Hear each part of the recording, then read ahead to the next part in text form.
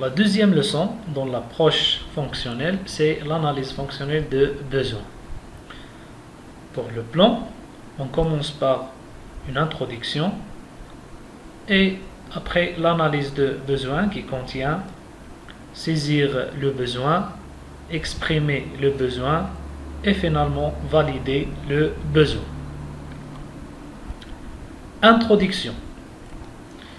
Le produit passe par un ensemble des étapes, commence par l'idée d'innovation, d'amélioration ou d'insatisfaction, passant par la transformation des matières premières en produits, arrivant à l'utilisation et l'élimination d'un produit. Donc cet ensemble des étapes s'appelle le cycle de vie d'un produit et contient les étapes suivantes. Premièrement, l'analyse de besoins, l'étude de faisabilité et la conception, la définition, l'industrialisation, l'homologation, la production, la commercialisation, l'utilisation et enfin l'élimination. L'analyse de besoins. Dans la société d'aujourd'hui, les individus sont amenés à acheter des produits pour réaliser un rêve, satisfaire une envie ou pour répondre à un besoin, mais avant que les entreprises réalisent ces produits, il faut d'abord faire une étude appelée l'analyse de besoins. Après l'idée innovatrice ou la perception du marché ou l'insatisfaction, toujours on commence par l'analyse de besoin. Et le résultat, c'est que le besoin est validé ou non. L'analyse de besoin contient 3 étapes. La première, c'est saisir le besoin, après énoncer le besoin et finalement valider le besoin. Premièrement, saisir le besoin. Au cours de cette étape, l'entreprise travaille à connaître les besoins, les désirs et les exigences du consommateur en menant une enquête sur un certain nombre de clients en utilisant plusieurs méthodes dont la plus importante c'est le questionnaire. Alors, c'est quoi un questionnaire? C'est un ensemble de questions bien élaborées selon une problématique donnée dont le but est de bien saisir les besoins et les désirs du consommateur. Donc, le questionnaire contient les questions destinées au consommateur, et les types de ces questions sont les questions ouvertes. Donc, la personne questionnée exprime librement son opinion. La liberté de réponse est totale, mais il faut éviter les sans-opinion. L'analyse et le dépouillement seront difficiles. Par exemple, que pensez-vous? Donc, il exprime l'opinion. Le deuxième type de question, c'est la question fermée à réponse unique. Donc, c'est oui ou non. Au moins 2 réponses sont proposées. Une seule réponse est possible. L'exploitation est rapide et facile à dépouiller. Donc, la réponse toujours par oui ou non. Le troisième type, c'est la question fermée à choix multiple. Alors, plusieurs réponses sont proposées. Il est possible d'en retenir autant que l'on désire. Le choix est plus vaste, mais les réponses peuvent être moins précisées. Le quatrième type de questions, c'est les questions fermées à classement. Donc, il faut classer les réponses proposées suivant un ordre préférentiel. La question doit être bien présentée. Il est très facile de faire le dépouillement à condition de ne pas proposer un choix trop grand. Deuxièmement, énoncer le besoin. Donc, Pour satisfaire un besoin exprimé, on doit répondre à 3 questions fondamentales en utilisant un graphique appelé le bêta-call. Donc les 3 questions sont: à qui le produit rend le service? Alors ça veut dire que celui qui l'utilise, donc le client, l'utilisateur, etc. La deuxième question: sur quoi le produit agit-il? Donc sur l'état d'une matière d'œuvre. Et la troisième question: dans quel but le produit existe-t-il? Alors pourquoi faire pour satisfaire le besoin exprimé? Donc voilà le bêta-call, donc le produit au milieu, et on répond aux 3 questions. À qui le produit rend-il le service? Pourquoi le produit sur quoi le produit agit-il? Et dans quel but le produit existe-t-il?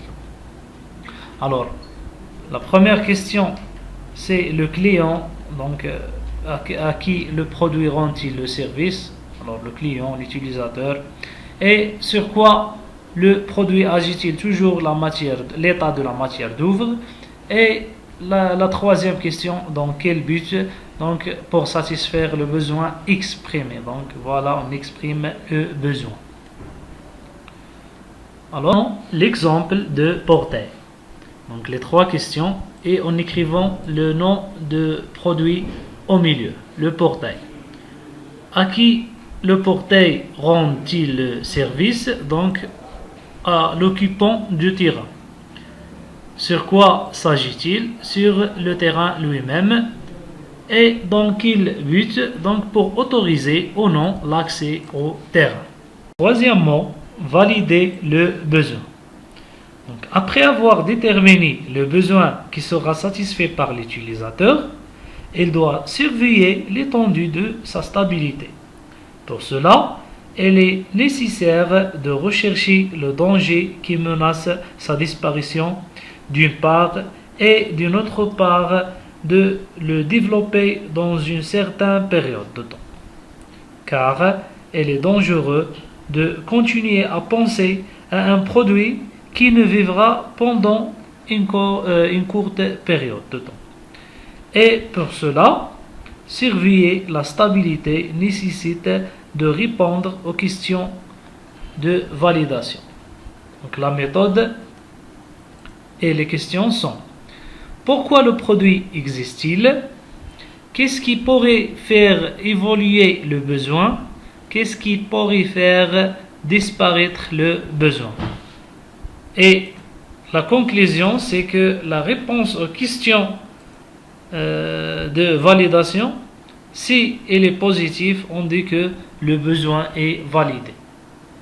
Alors, prenons un exemple, l'exemple de portail. Alors, pour la première question, pourquoi le produit existe-t-il? Donc, pour autoriser ou non l'accès au terrain. Deuxième question: qu'est-ce qui pourrait faire évoluer le besoin?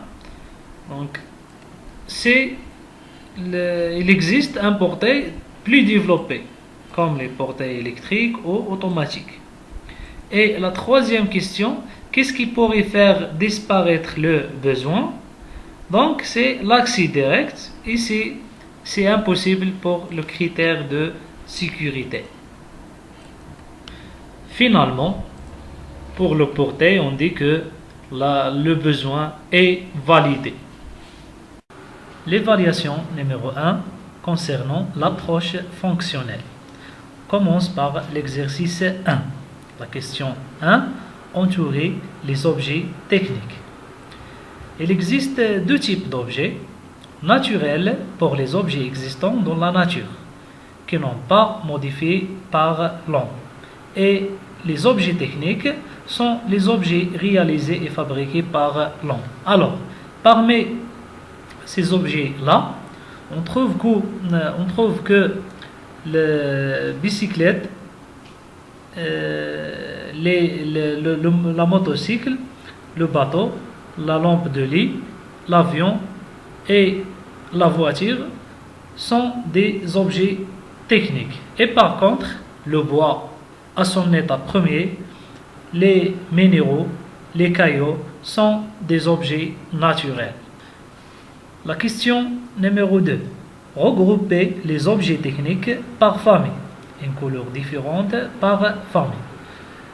Pour regrouper ces objets techniques, on va voir les fonctions d'usage de chaque objet. Et par conséquent, ces objets ayant la même fonction d'usage sont de la même famille.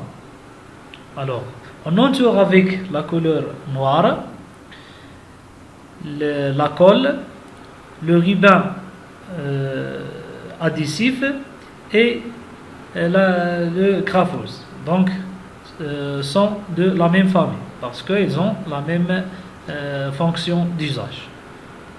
On entoure par la couleur verte la règle, le mètre et le mètre ruban. Donc, ces objets ayant la même fonction d'usage. Et on entoure par la couleur rouge le couteau, le ciseau et le tranchoir parce qu'ils ont la même fonction d'usage. L'exercice numéro 2. 1. Écrire le besoin auquel répond chacun des produits. Se nourrir, dormir, se divertir et se protéger. Donc chaque produit a un besoin à satisfaire. Pour se protéger correspondant au casque, pour se nourrir correspondant au pain, les jeux vidéo pour se divertir et le lait pour dormir. La question 2. Cochez X à la case qui contient.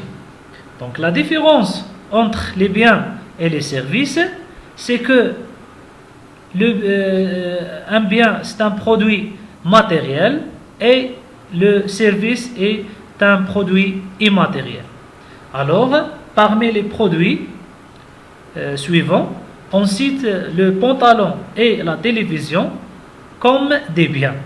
Et l'assurance et la chambre à l'hôtel sont des services. L'exercice 3. Relie par une flèche chaque objet technique à sa fonction d'usage. On a le fer à repasser, la gomme, le téléphone, une taille crayon et le bateau. Donc pour le bateau, elle est destinée à transporter les personnes et les marchandises. La taille à crayon, c'est pour affûter la pointe des crayons à mine. Pour le téléphone, le téléphone est destiné à la fonction de communication et de l'envoi des messages. La gomme pour effacer des écritures et des dessins en plomb. Et finalement, le fer à repasser est destiné à défroiser le lit. La question numéro 2. Complète le tableau suivant selon les choix de Nadia et entoure le produit qui satisfait ce besoin. Donc, selon les critères de Nadia, qui préfère un produit pour préparer le café en couleur noire, alimente en énergie électrique et de bonne qualité. Alors, Nadia a besoin d'un produit qui satisfait le besoin de préparer le café. Alors la fonction d'usage, c'est préparer le café. Donc parmi les 4 photos ici, on élimine l'aspirateur. Donc les trois cafetières ici, elles satisfait le besoin de préparer le café. Alors la fonction d'usage, préparer le café, mais Nadia, elle veut le cafetière en couleur noire, alimente en énergie électrique et de bonne qualité. Et voilà, ce sont des fonctions d'estime. Et finalement, d'après la fonction d'usage et les fonctions d'estime, voilà le produit ADK. L'exercice 4. Cochez la case qui convient. On a des exemples d'entreprises et on les distingue entre les entreprises commerciales, industrielles et de services. On sait que la différence, c'est que l'entreprise commerciale, c'est une entreprise qui achète des biens et les revend à but d'obtenir des bénéfices. Pour l'entreprise industrielle, c'est une entreprise qui produit des biens en transformant des matières premières en produits finis. Et l'entreprise de service, c'est une entreprise qui fournit des services aux consommateurs. Alors, on a la société de production de sucre. C'est une société qui produit le sucre d'après le betterave à sucre comme matière première. Alors, c'est une entreprise industrielle. L'agence de voyage offre des services de transport. Alors, c'est une entreprise de service. Le central laitière, voilà, on a la transformation de lait. Alors, automatiquement, c'est une entreprise industrielle. Pour la station de gasoil, il n'y a aucun changement sur le produit. Donc, c'est une entreprise commerciale. Pour la société d'assurance, elle offre les services d'assurance. Donc, c'est une entreprise de service. Pour l'épicerie, c'est une entreprise commerciale. Et pour la boulangerie et le pâtisserie, c'est une entreprise industrielle parce qu'il y a une transformation d'une matière première à un produit fini. Pour la salon de coiffure, c'est un produit immatériel, donc elle présente des services. Donc c'est une entreprise de services. Pour le magasin de chaussures, c'est une entreprise commerciale parce qu'elle revend un produit qui sont les chaussures. L'exercice, la question 2. Complétez le cycle d'exploitation des deux entreprises suivantes, la boulangerie et la librairie. Les étapes données sont offrir des produits, acheter de la farine, du sel, du beurre et de la levure, préparer du pain, distribuer au point de vente, acheter des fournitures scolaires et des cartables, emballer du pain, vendre les fournitures, vendre le pain. Donc on sait que le cycle d'exploitation d'une entreprise industrielle contient 3 étapes qui sont l'approvisionnement, la transformation et la distribution. Et par contre, les étapes de cycle d'exploitation pour une entreprise commerciale sont 2 étapes, l'approvisionnement et la distribution. L'approvisionnement, c'est l'achat des marchandises et la distribution, c'est la commercialisation. Alors, pour la boulangerie, il y a une transformation d'une matière première. Alors, la boulangerie, c'est une entreprise industrielle. Donc, pour les étapes, acheter de la farine, du sel, du beurre et de la levure, c'est l'étape de l'approvisionnement. Deuxièmement, c'est préparer du pain et emballer du pain, c'est l'étape de la transformation. Et finalement, distribuer au point de vente, vendre le pain, c'est l'étape de commercialisation ou de distribution. Par contre, la librairie, c'est une entreprise commerciale. Pourquoi? Parce que on a l'achat des marchandises et après la distribution ou la commercialisation. Donc, acheter des fournitures scolaires et des cartables, voilà, c'est l'approvisionnement. Et vendre les fournitures et offrir des produits, c'est la commercialisation ou la distribution. L'exercice 5. Exprimer le besoin pour les produits suivants. Donc, on a la machine à laver et ou la lave-linge et un stylo. Donc, on trace le bêta-corps qui contient les 3 questions sont à qui le produit rend-il le service, sur quoi le produit agit-il et dans quel but le produit existe-t-il. Alors on commence par le stylo. Donc pour la question 1, à qui le produit rend-il le service, donc c'est toujours l'utilisateur ou le client. Et sur quoi le produit agit-il, donc c'est la matière d'œuvre. Donc là, le stylo agit sur le support d'écriture. Et finalement, le besoin exprimé, donc le but, c'est communiquer par écrit en laissant une trace sur un support papier. Pour la machine à laver, donc le client ou l'utilisateur, c'est lui qui rend-il le service. Et sur quoi le produit agit-il ou la matière d'œuvre de la machine à laver, c'est le ligne. Et le besoin exprimé, c'est laver le ligne.